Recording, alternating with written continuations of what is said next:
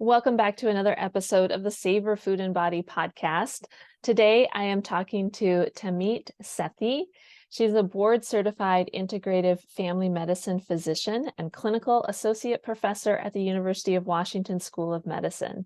She has spent the past 25 years working on the front lines of the most marginalized communities, as well as globally, with victims of school shootings, survivors of hurricanes, citizens impacted by police violence, and psychologists in the Ukraine under attack.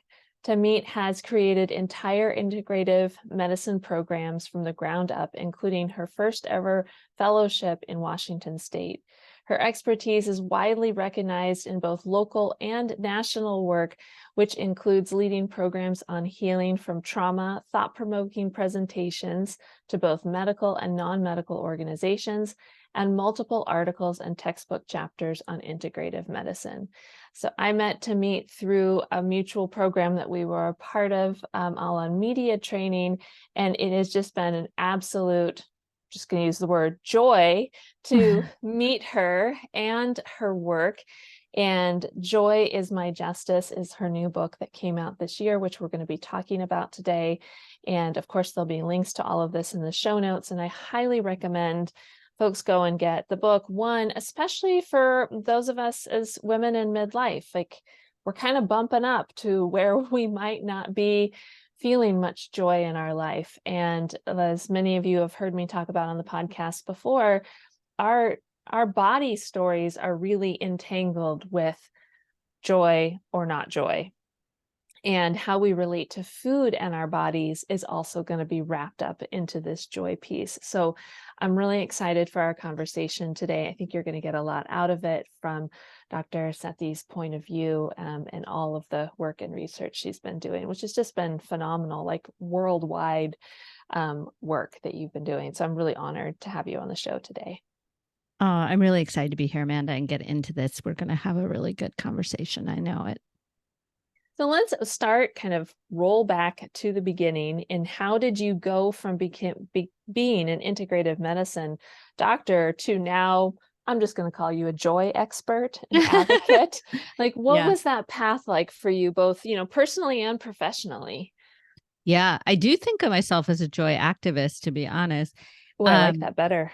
But I would say first that I don't think that doing any work in the healing arts, whether it's in medicine or any of the continuum of healing arts, it's possible to do that work and not be trying to cultivate joy. I think most of what my patients come to me for is a kind of spiritual disconnection that manifests not only as mental health conditions, but also as physical symptoms, right? And so I think that work was the work I was doing, and I knew that. And that is why I got into the global trauma work I did. But everything even went up a notch when I was 9 months pregnant with my third child, and I received a life-threatening fatal diagnosis for my second. And in that moment, it was a moment of reckoning, because I am an activist at heart. All my work in medicine has been around social justice and equity, and I always fight back. When something's not right, I fight. And this was a moment where I couldn't fight back. The doctor even said, "There's nothing we can do." I'll never forget him saying that. And just a side note, don't ever say that to anyone. But I do think that it was a moment of reckoning, in the sense of, wait a second, I could try to cognitively muddle my way through this. I knew I could probably do that. But what I didn't know is how to do it in a way that would allow me to thrive authentically, to find true joy.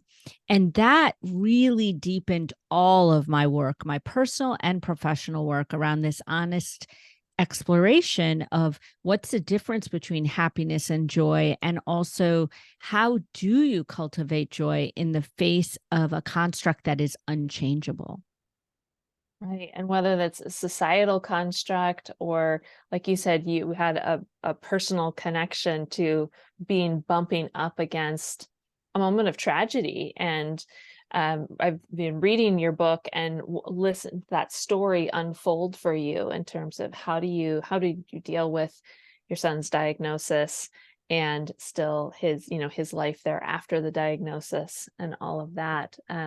So I love how you bring into this work that there is, say, the big picture constructs of finding our joy and the justice piece of it, but then how we can relate that to our own personal experiences, which I think is so important.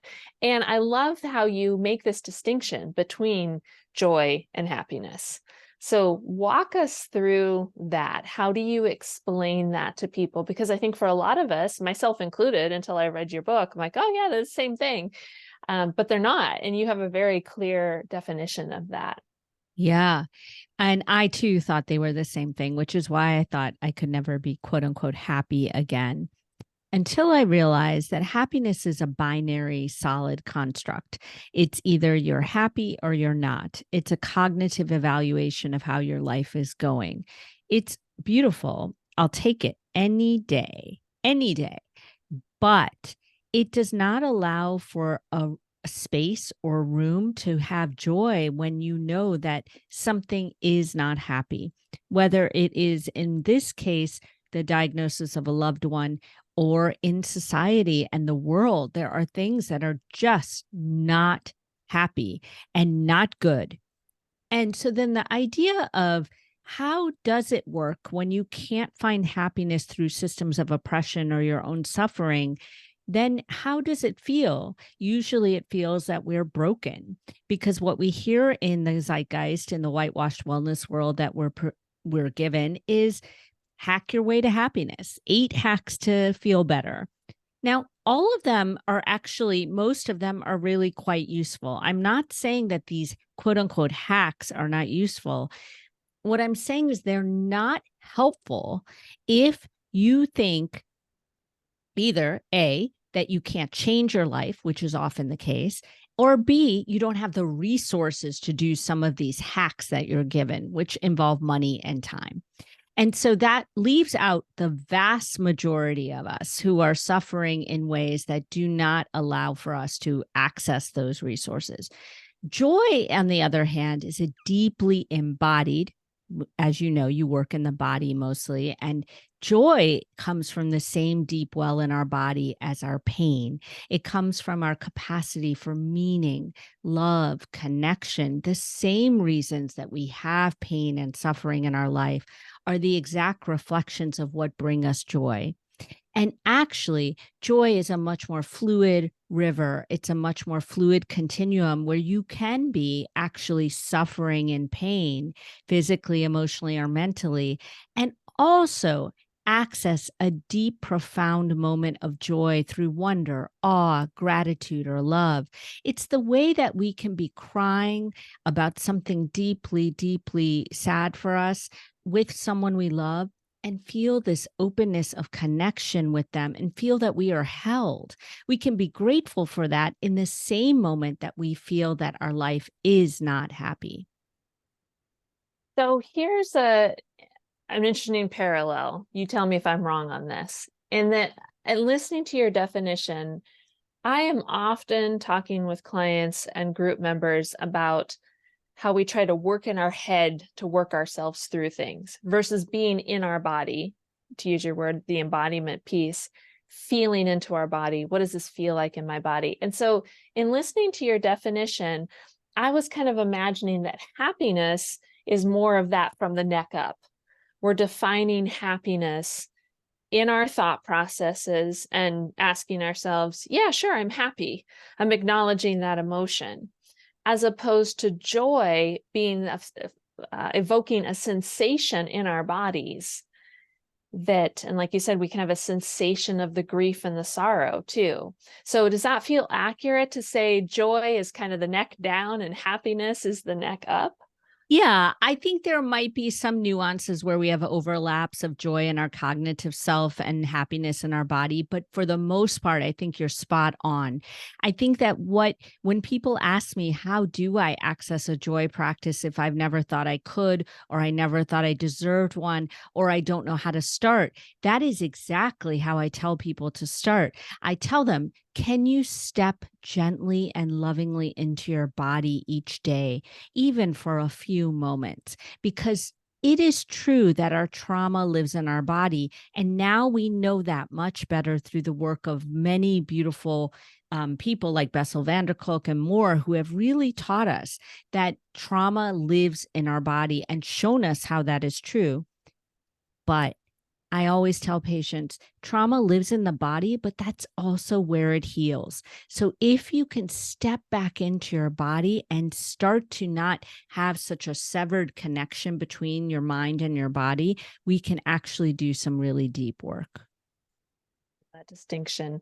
And so, how does healing our trauma and finding our joy affect our genes and in healing our maybe our ancestry and that cyclical generational trauma that we might be brought in? And the part B of this question is, how can this then be related to our body stories and our body image? We can have so much internalized trauma about living in a world that's weight stigmatized and full of fat phobia. And so if someone has always, from an ancestral standpoint, their ancestors are in larger bodies, they've had this generational pileup of your body's not good enough, it's not acceptable enough, and the trauma that comes with that. So how does healing our trauma and finding our joy kind of affect those genes and healing our ancestral body story, if you will? Yeah. I mean, we could talk about this for hours. I love this topic. But let me start with one simple entry point for people, which is that the way that this works is that any trauma, any system of oppression, any piece of suffering has worked its way into us by stripping us of some part of our humanity. It has in some way, in the inciting of it or the remembering of it or the passing on of it, has allowed us to not feel safe or at ease in our body or not feel worthy or our full human self. There is, by definition, the sense that if we only live in our pain story, if we only live in our trauma, in that story of, let's just take your example of the larger bodies and the fat phobia, if we only live in that unworthiness of that story we were given, we have, by definition, not opened up to our full story or our full breadth of humanity. And what happens when we live in only our pain story and don't access the joy is we don't open up to all of it. And so the way that joy works is it re-regulates our nervous system. It gives us moments of safety and ease in our body in real biochemical and neurologic ways so that we can say to ourselves and feel in our bodies, you are safe right now, even though the world does not feel safe or has not been safe for you. You are safe right now. We can regulate that nervous system trauma that we've had for probably generations. I can tell you that I'm pretty sure that my hypervigilance, which I am one of those hypervigilant nervous system on edge people, you teach what you need to heal, right? And the reason I do I walk this walk. This is my work every day. And it is because I grew up amidst racism and a good deal of trauma, but also my parents went through generational trauma through the partition of India, saw people killed in front of them, hid in homes, lost family members, huge millions of people killed. There is no doubt in my mind that I had some imprinting in my DNA of that hypervigilance, of that watching my back. Now, the question becomes, how do I reteach myself to have my back, but also know that my front facing to this world can still have love and compassion and safety steeped in there? So that's my ancestral work, to heal not only what has come from before, but what may go on to my children. And I would say to anyone that we know through the science of epigenetics that trauma is imprinted in the DNA. What we also know is we can change DNA with things like movement and meditation and different patterns of eating, different patterns of living. And so who's to say that by accessing our joy, we aren't changing our DNA for those to come after us? And, I would just add, I know this is such a big question, but one more thing is that, I can't doubt I know my ancestors suffered. I know all of our global ancestors have suffered so much, but I know for sure that I cannot have any doubt that they would not have survived had they not been able to access their full breadth of joy. And what I know is that joy gives us power in our bodies. And I show that quite well in the book. But what I think is there's a reason I haven't been passed down that story. I mean, what would it look like if we all accessed our joy and our power? How would this world look different? Absolutely. What I'm loving that you're saying too is, and you said this at the beginning, is that joy has this fluidity to it. Because what often comes up in, similar to what you were just talking about, in like trying to heal that body story, the body image, the negative body image, the body trauma related to sizeism, weight stigma, and all that, is people think, well, I have to jump from feeling distress in my body and feeling the pain of this trauma. I have to jump over to loving my body. Yes. Meanwhile, I'm going to go out every single day and I'm going to be hyper vigilant that people are looking at my body if it's in a larger body, and it's being ridiculed. It's being ridiculed. I try to go clothes shopping. It's being ridiculed if I try to sit in a theater seat, an airplane seat, eating a burger instead of choosing the salad as the quote unquote good fatty. So I appreciate your approach to this finding joy, and that saying that we can feel both in our body. We can feel this distress of, I'm in a body that this cultural norms, the societal constructs is not a fan of. And I can work to finding joy for myself within my body, the joy that I am able to be here in a physical presence and connect with people that matter to me, or I am able to move my body in a way that connects me to my body, or I have self-nourishing practices that connect me into my body, and that it's okay to feel both and acknowledge there's a stress when every time you step out of your house or out of the counseling session and around other people that are still going to have the fat phobia and the weight stigma, and you can work to resource yourself and finding that joy at the same time. You're not trying to erase the stigma that is probably always going to be there from a cultural standpoint by trying to find your body love. And it doesn't have to be one or the other. You can hold both in the space. Yeah. And I would even go a step further and say that if we do not allow that holding of multitudes, that we will never allow anyone who's struggling with that holding to actually get to where they want to get to. And what I mean by that is there are some people who are holding those multitudes who are trying to just say, I want to love my larger body and I want you to leave me alone. And there are people in those multitudes who are saying, I love this body, but I also feel like I might want to be a different way for whatever reason, the risk of diabetes in my family or whatever the reason is.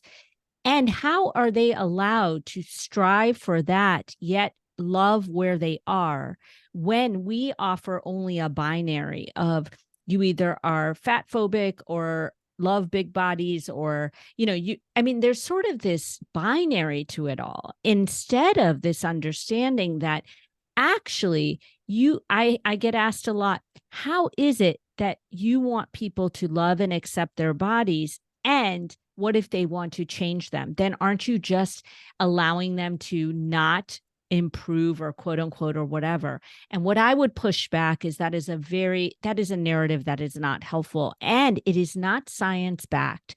Actually, what is shown is that if we have compassion and acceptance for ourselves, we actually stay more in motivation and change in our brain to want to do what we want to do. Now, if you don't want to do that, that's fine too. But where is the allowing of people to be in between that, right? And so there's this idea in our culture that if I say I accept myself, then I've given up and I won't even work to change it.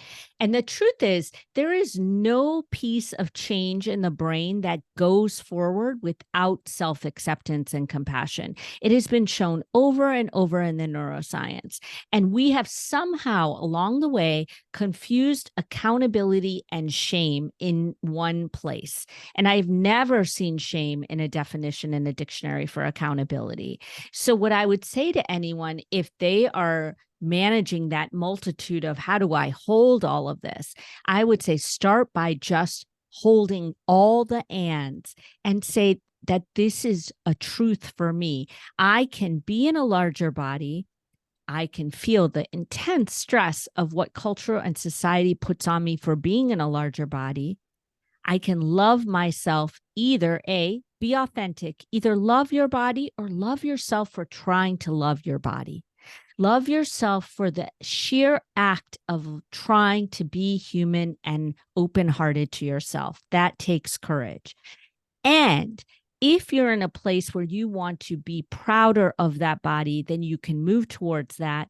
And if you're in a state of also being proud and also saying, and I'd like to lose some weight because I'd like to, then you're allowed to hold all those multitudes. I don't feel like we allow a big enough story for people. I'm so glad you brought all of that up, because you're right. It's not a binary conversation. And I see this even more in my work with women in midlife, because there's a reason one of my colleagues, Dr. Jen Salop-Huber, calls it the messy middle. And exactly what you're describing is the messy middle. And I'm seeing in particular when I'm working with women who maybe they've been active their whole life, maybe they've been in an acceptable body size their whole life, had full abilities, all of this. And then all of a sudden they turn 40, 45, and the perimenopause weight gain comes on. And now, and maybe they didn't have any trouble with any of this during puberty or anything. So they literally have never experienced, what am I supposed to do with this body? I have not experienced like this level of weight gain outside of pregnancy or something. And that literally my body is changing overnight, right before my eyes. I don't know what to do to deal with that. And then also, because of stage of life, we are concerned about blood sugar. We are concerned about cholesterol. We are concerned about increased cancer risk or what our family medical history is. And so it creates this messy middle of around, okay, well, maybe if the person's dieted before, or maybe they haven't, they don't necessarily want to get into that restrictive mindset, or they don't want to go back to a restricted mindset, but they want to honor their health, and they're confused about what's going on with their weight. And are they supposed to be weight neutral, body love, body positive, but at the same time going, yeah, but my cholesterol, but my blood sugar, I'm concerned about this stuff. How do I do both of these things? So I'm so glad you brought that up, and that we're not, at least for me and my colleagues who are working in this menopause space, we're not asking people to choose. We're the ones helping people hold space for both of those, whether they've had a dieting past or they haven't. Most of my clients have had a dieting past because they know that I've worked in the eating disorder world too. So they're coming for that recovery story also. But you don't have to choose. You don't have to choose at any one session.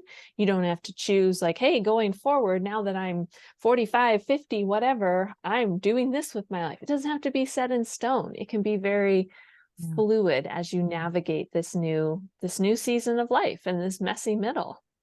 Yeah, I agree. I agree. I think, I think that it's just another oppressive system on us then at that point, right?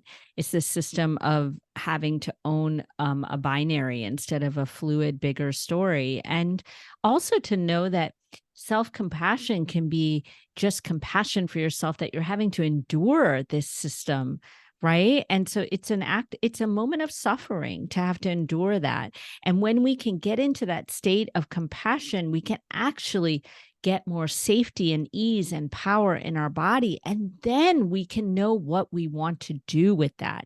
But I couldn't agree more. I'm sure you see this all the time.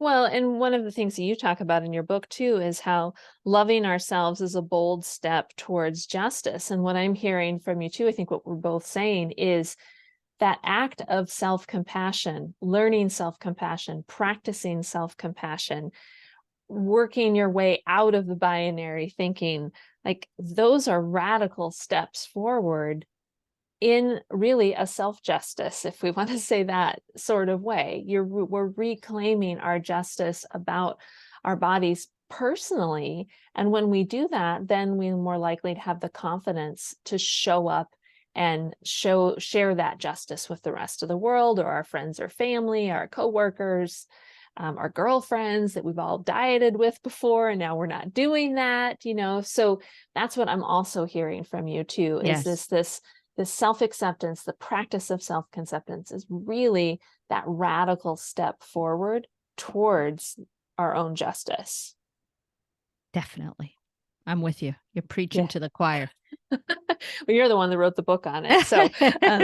So speaking of your book, so how do the tools in your book help us, activate our vagus nerve of the nervous system and help us cultivate the joy, help us maybe have these practices of self-compassion?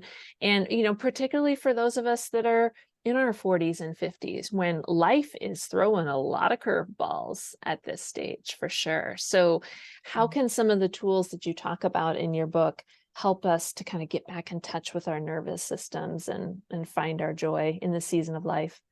Yeah, I mean, what we don't realize is we're usually in a state of dysregulation, honestly. So we're usually in a state of either, trying to avoid, so escape or avoid whatever's happening, numb out to it, maybe turn away physically or emotionally from what's happening, or we're in a state of hypervigilance, anxiety, jitters, fear, sort of overwhelm, kind of that sense of I don't know what to do, so I'm not going to do anything. And that sort of dysregulation is what's keeping us out of our joy. So we don't feel good. We also don't feel anything in our body. We're sort of avoiding it, and we don't. It's all jumbled up. We're confused, and it keeps us out of our what would call our ventral vagus, which is the part of our vagus nerve that is ventral, meaning front. Really, I think of it as front facing, the way we connect to the world, to how we speak, how we hold ourselves, how we open our heart, how we breathe, how we, that's why humming and chanting and singing are so vaguely relaxing, because they activate this ventral vagus, the front vagus nerve. And so I really think of all these practices as ways to re-regulate, resettle, and activate that ventral vagus and tell ourselves it's okay to connect not only to the world, but to ourselves, and then start cascade of neurochemicals that allow us to do that at deeper levels, like oxytocin, which allows us to connect to each other and to ourselves, like dopamine that tells us when something is good and to want more of it and try to do more of that. All our sort of feel good endorphins come from this kind of regulation. And so when we understand that really accessing joy is much more than feeling better, it's actually about accessing safety and ease and power and connection. When we realize that, then we realize that joy is a much larger container than we understood it to be, which is why happiness and joy can't completely overlap. Joy is just too expansive, and happiness is very sort of a rigid definition. So in these practices, we're really activating that ventral vagus, we're soothing our nervous system, and we're telling the midbrain centers of our brain, the kind of fear centers, the amygdala and so forth, to kind of stand down, like take a break here. We need a moment to just regulate and restore. And it doesn't mean that you're always resting, although I'm a big proponent of rest. It means that you're doing what you need to do to be in the world at ease. And so when we think about that, that's a big task. We're usually going through our day not at ease and mostly in dis-ease. And so these practices help to regulate that way of walking in the world. Well, and I think that's so important going into the season that we're about to go into. We're going into the holiday season. We're recording this on Halloween. And when I think about disassociation and dis-ease, particularly around food, And then this season, we add that layer of gatherings, family or friend related. Everybody's coming in with their own stories about food and body. And so if there was ever a great time of the year to get your book and start working through some of the practices, even if someone, takes a chapter at a time and goes through the practices and really digests it, sits with it.